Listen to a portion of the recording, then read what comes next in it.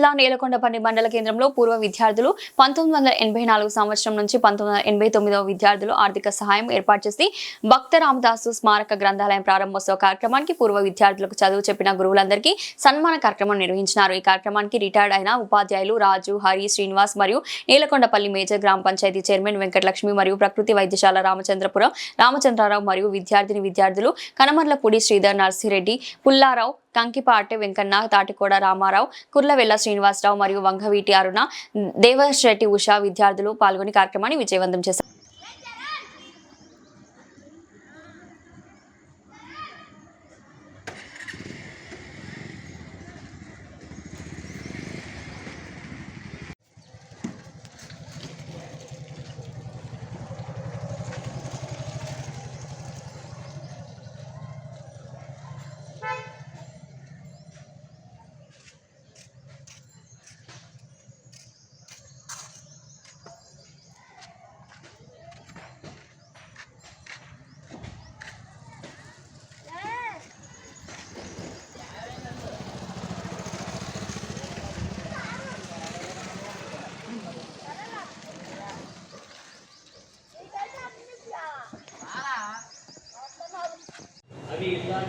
అవి చేసి భయపెట్టడం తప్ప చదువు, సంధ్యలు, సంస్కృతి అన్నీ కూడా మనం ఈ ప్రపంచానికి నేర్పించుకోవాలి. ముఖ్యంగా మన పట్టణం పేదపల్లి, ఇది మన రామదాసు గారు పుట్టినటువంటి స్థలం. మీరు చదువుకునేటువంటి చదువుకున్న స్థలం, ఈ పిల్లలు చదువుకునే స్థలం. ఇది చాలా గొప్ప ప్రదేశం. ఈ గొప్ప ప్రదేశంలో మనం నివసిస్తున్నాం.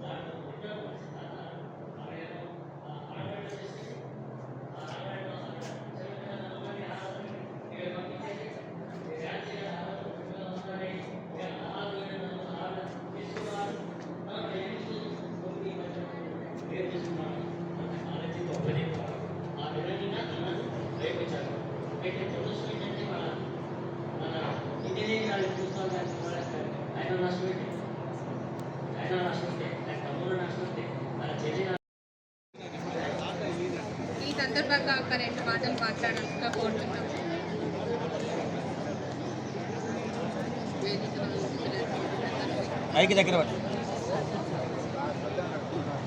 వేదిక అలంకరించినటువంటి పెద్దలకి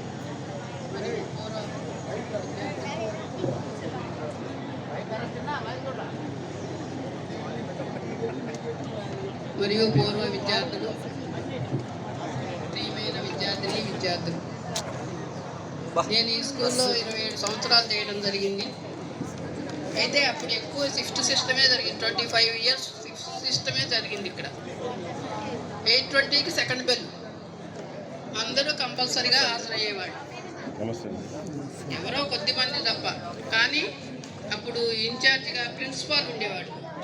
వేరుగా హై స్కూల్ అయినప్పటికీ కూడా ఇన్ఛార్జిగా ప్రిన్సిపాల్ ఉండేవాడు. తర్వాత మాకు మళ్ళీ రాజు సార్ రావడం జరిగింది. ఈ విధంగా మళ్ళీ హై స్కూల్ని రాజు సార్ చూడటం జరిగింది. అయితే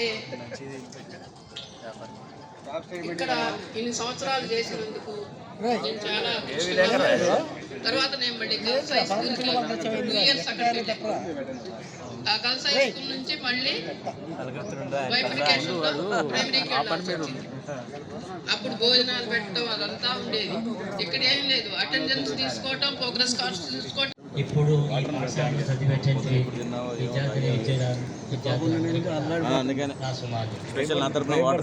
నేను ఇక్కడ ఒక టీచర్గా పనిచేశాను. నేను 1982లో భద్రాచలం నుంచి ఇక్కడికి పంపబడ్డాను. నేను వచ్చేటప్పుడు నేను ఇక్కడ నా మిస్సెస్ ఇక్కడ పనిచేస్తుంది, ఆవిడకి ఖమ్మం దగ్గర ఇస్తానంటే నేను ఎందుకో ఇష్టపడక నేలకొండపల్లి పోదామని అని చెప్పేసి నేను ఇక్కడికి తీసుకొచ్చాను. నేనేమో భద్రాచలంలో ఉన్నాను. తర్వాత రాముని దయ అయితే తర్వాత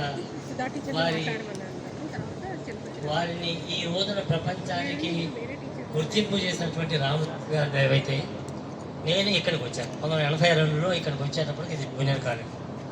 తర్వాత నేను ఇక్కడి నుంచి పోయేటప్పటికి దీన్ని నేను హై స్కూల్గా తీసుకున్నాను. అప్పటికి జూనియర్ కాలేజీ బయటికి పోయింది, డిగ్రీ కాలేజీ బయటికి పోయింది. అంతకుముందు మేము ఇక్కడ జూనియర్ కాలేజీలో ఉన్నప్పుడు మేము బ్రిటిష్ వాళ్ళు కనుక భారతీయులు ఎట్లా పరిపాలించారో ఆ విధంగా జూనియర్ కాలేజీ వాళ్ళు మమ్మల్ని పరిపాలించారు. ఒక లైబ్రరీ లేదు, లైబ్రరీ ఉంటే మమ్మల్ని రానివ్వరు, ఆడుకోవడానికేమో అక్కడ వాళ్ళు మమ్మల్ని రానివ్వరు. ఉన్నది మాత్రం మన బిల్డింగ్లు, మన ఇల్లు ఇది భక్త రామదాస్ హై స్కూల్. ఇది ప్రైవేట్ హై స్కూల్గా అప్పుడు ఉన్నటువంటి పూర్వీకులు దీన్ని హై స్కూల్గా చేసి దీన్ని ఇక్కడ ఉంచారు. దాంట్లో వాళ్ళు వచ్చి ఉన్నారు. వాళ్ళు వచ్చి ఉన్న తర్వాత ఏంటంటే దీన్ని వాళ్ళే మొత్తం ఆక్రమించుకొని పోయేదానికి దీన్ని చిన్నవంగా చేసిపోయారు. నాకు ఎప్పుడు ఇది బాధ. నేను 19 ఏళ్ళు ఇక్కడ పనిచేశాను. చివరికి నా చేతికి దీన్ని హై స్కూల్గా నా చేతికి ఇచ్చేసి వాళ్ళు వెళ్ళిపోయారు. నేను డాక్టర్ శర్మ దగ్గర నుంచి నేను హై స్కూల్ని విడదీసుకొని ఉన్నాను. ఇప్పుడు మీరు చాలా సంతోషంగా ఉన్నారు, ఎందుకంటే మీకు ఎవరి బాధ లేదు. మేడం గారు చెప్పినట్టు, ఇందాక ఝాన్సీ గారు చెప్పినట్టు ఉదయం 8ంటికి రావాలి, మేము 12:30కి మేము వెళ్ళిపోవాలి.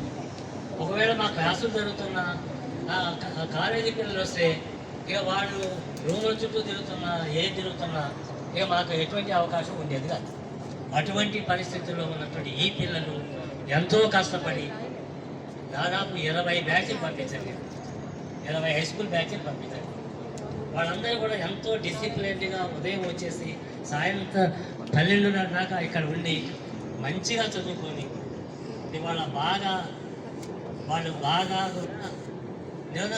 నిలదొక్కుని ఇక్కడ ఒక మంచి లైబ్రరీని ఇవ్వడానికి ఈ రమేష్ కూడా నా స్టూడెంటే, ఈ అడ్వాన్స్. ఇప్పుడు వీరి యొక్క స్ఫూర్తి బాగుంది నాకు.